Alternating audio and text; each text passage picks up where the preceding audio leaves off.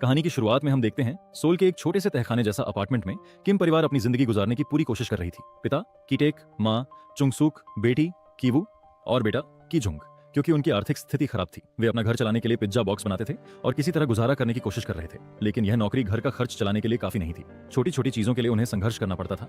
वह इतने मजबूर हैं कि वाईफाई चुराने के लिए बाथरूम की खिड़की के पास अपने फोन इस्तेमाल करते हैं या फिर अपने घर की खिड़कियां खुली छोड़ देते हैं ताकि कीटनाशक का जहरीला धुआं अंदर आ सके और कीड़ों से छुटकारा मिले, भले ही उन्हें खुद धुएं में सांस लेना पड़े। फिर एक दिन कीवू का दोस्त जो उसके साथ यूनिवर्सिटी में पढ़ता था उनके घर पर आता है। वो कीवू को एक पत्थर देता है और कहता है कि मेरे दादा ने यह तुम्हारे लिए भेजा है। आमतौर पर उस पत्थर को बहुत खास समझा जाता था और उसके बारे में ये ख्याल था कि जिसके पास भी वो पत्थर होता है उससे खुशियां और संपत्ति की प्राप्ति होती है। फिर दोनों बैठकर बातें करते हैं और कीजुंग अपने दोस्त को अपनी फाइनेंशियल हालत के बारे में बताता है। तब उसका दोस्त उसे कहता है कि मैं हायर स्टडी के लिए बाहर जा रहा हूँ, तो जिस लड़की को मैं ट्यूशन पढ़ाता था तुम उसे इंग्लिश पढ़ा सकते हो, जो कि बहुत अमीर परिवार की बेटी है। तब की वो कहता है कि मेरे पास तो कॉलेज की डिग्री भी नहीं है, वो लोग मुझे काम क्यों देंगे। तब उसका दोस्त कहता है सेना में रहने और 4 बार यूनिवर्सिटी एंट्रेंस एग्जाम देने के कारण तुम्हें अच्छी अंग्रेजी आती है और तुम्हारी बहन की झुंग दस्तावेजों में हेराफेरी करके फेक यूनिवर्सिटी डिग्री बना सकती है क्योंकि वह फोटोशॉप में माहिर है। वे लोग बहुत सीधे साधे हैं, वह तुम्हारे डॉक्यूमेंट बारीकी से चेक नहीं करेंगे और इसलिए मेरा सिफारिश ही काफी होगा। फिर फेक डिग्री और सारे डॉक्यूमेंट रेडी करने के बाद अपने सबसे अच्छे कपड़े पहनकर एक दिन की वो पार्क फैमिली के घर जाता है जो शहर के फैंसी हिस्से में है और उनका घर काफी बड़ा और शानदार है। पार्क फैमिली में भी 4 लोग होते हैं, हस्बैंड ग्यून से,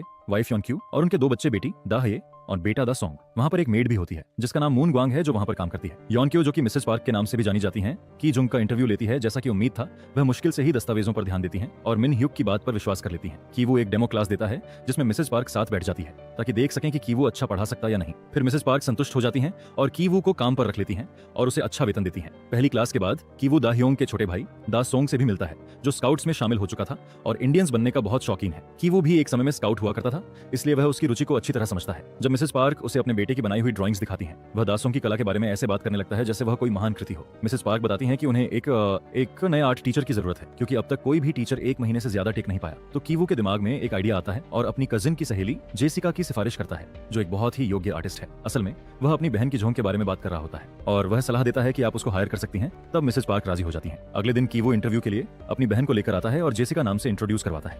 असली नाम इसलिए नहीं बताता ताकि किसी को शक न हो कि वह दोनों भाई बहन हैं। जब मिसेस पार्क उससे बात कर रही होती हैं तब कीवू दाहिये को ट्यूटर कर रहा होता है जो इस बात से जलन महसूस कर रही होती है क्योंकि उसे लगता है कि आर्ट टीचर कीवू की गर्लफ्रेंड है। तब कीवू उसे समझाता है कि वह मेरी गर्लफ्रेंड नहीं है और मुझे उसमें कोई दिलचस्पी नहीं है।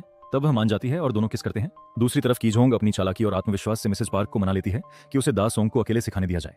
जब ट्यूशन खत्म होती है मिसेस पार्क यह देखकर काफी प्रभावित होती है कि दा सोंग अब कितना शांत और अनुशासित हो गया है। फिर वह उसकी पेंटिंग्स में छिपे हुए संकेतों को दिखाती है और बताती है कि ये किसी गहरे मानसिक आघात ट्रॉमा के लक्षण है।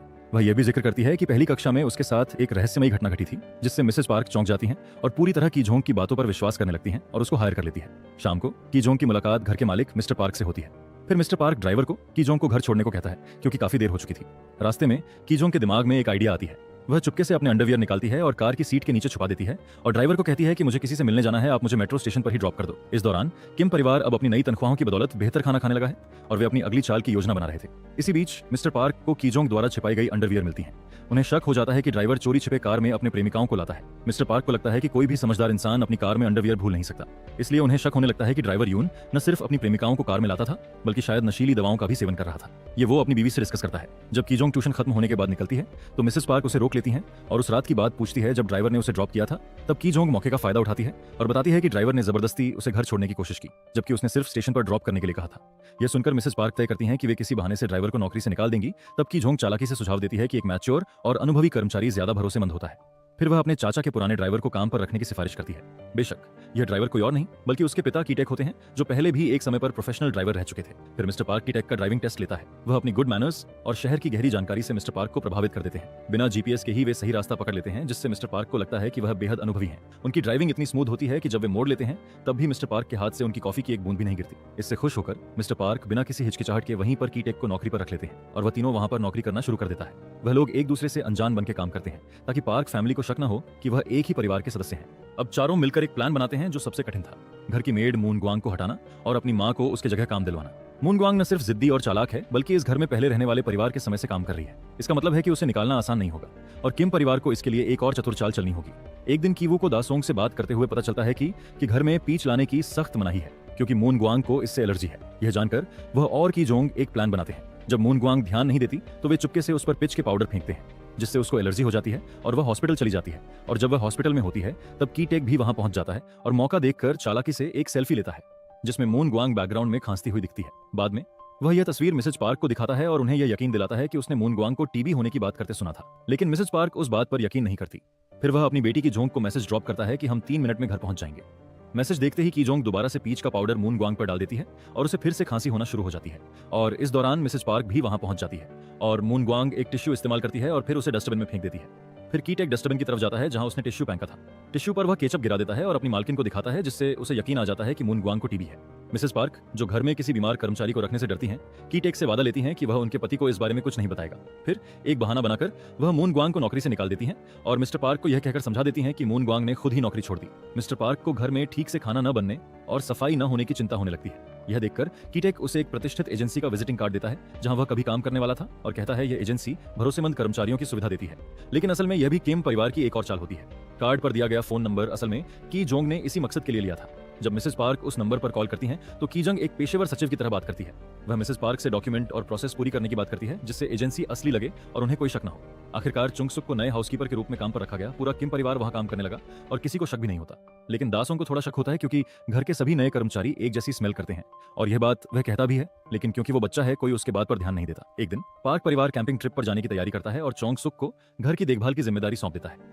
जैसे ही वे निकलते हैं, किम परिवार के बाकी सदस्य मौके का फायदा उठाते हैं और घर में घुस जाते हैं। वे आराम करने लगते हैं, महंगे खाने पीने का आनंद लेते हैं और बिना किसी झिझक के ऐशो आराम का मजा लेते हैं। किम परिवार डिनर के दौरान भविष्य के सपने बुनते हैं। बाहर तेज तूफान आ रहा होता है। तभी अचानक डोरबेल बजती है। अगर आप अब तक इस वीडियो को एंजॉय कर रहे हो तो प्लीज इस वीडियो को लाइक, कमेंट, शेयर और साथ ही चैनल को सब्सक्राइब करना ना भूलें। दरवाजे पर मून ग्वांग खड़ी होती है, भीगती हुई और घबराई सी। वह कहती है कि जब उसे जल्दी में निकाला गया था तो वह बेसमेंट में कुछ भूल गई थी और उसे लेने आई है। किम परिवार तुरंत छिप जाते हैं। चोंगसुक उसे अंदर आने देती है, लेकिन तहखाने में जाने के बाद मून ग्वांग काफी देर तक बाहर नहीं आती। यह देखकर चोंगसुक को शक होता है और वह यह देखने के लिए नीचे जाती है कि आखिर मून ग्वांग कर क्या रही है। तब चुंगसुक वहां जाकर देखती है कि वह एक कबर्ड को धकेल रही होती है। वो उससे हिल नहीं रहा था क्योंकि उसके नीचे एक प्लेट फंसी थी।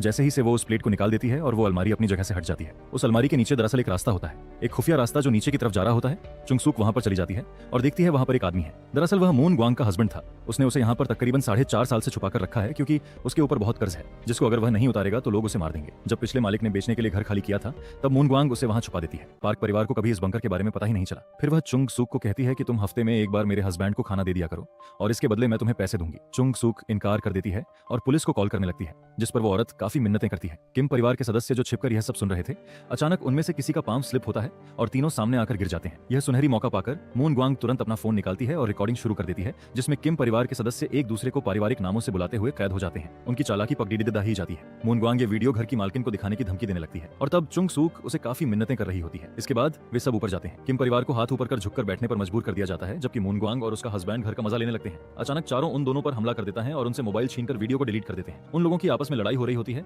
कि तभी अचानक से घर की टेलीफोन की घंटी बजती है। चुंगसुक फोन उठाती है और मिसेस पार्क फोन पर होती है। वह उसे डिनर रेडी करने को बोलती है क्योंकि तेज बारिश की वजह से ट्रिप कैंसिल हो गई है और वे जल्द घर पहुंचने वाले हैं। जैसे ही मून ग्वांग फोन काटती है, पूरा किम परिवार काम पे लग जाता है। चुंगसुक तेजी से खाना बनाने लगती है।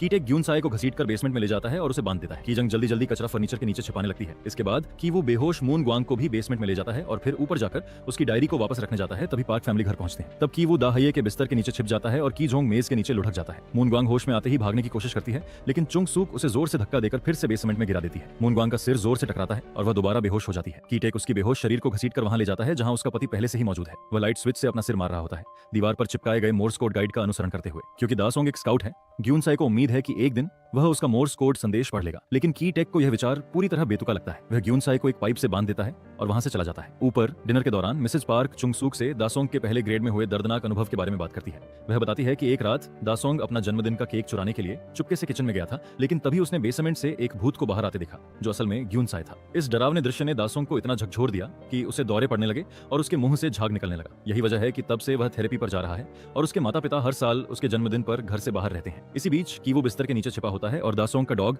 लगभग उसे देख ही लेता है, लेकिन सौभाग्य से वह अपने डॉग को उठाकर ले जाती है और बिस्तर के नीचे नहीं देखती। मिस्टर एंड मिसेस पार्क अपने बेडरूम में चले जाते हैं। तब कीवू और कीटेक चुपके से लिविंग रूम में आते हैं ताकि की जोंग को ढूंढकर वहां से निकल सके, लेकिन तभी अचानक दासोंग जोर से चिल्लाता है और सीढ़ियों से नीचे आ जाता है। घबराकर तीनों लिविंग रूम की टेबल के नीचे छिप जाते हैं और इंतजार करने लगते हैं। दासोंग बारिश के बावजूद बगीचे में कैंपिंग करना चाहता है और उसके माता पिता उसे इसकी इजाजत दे देते हैं। वे उसे देखने के लिए लिविंग रूम के सोफे पर सोने का फैसला करते हैं।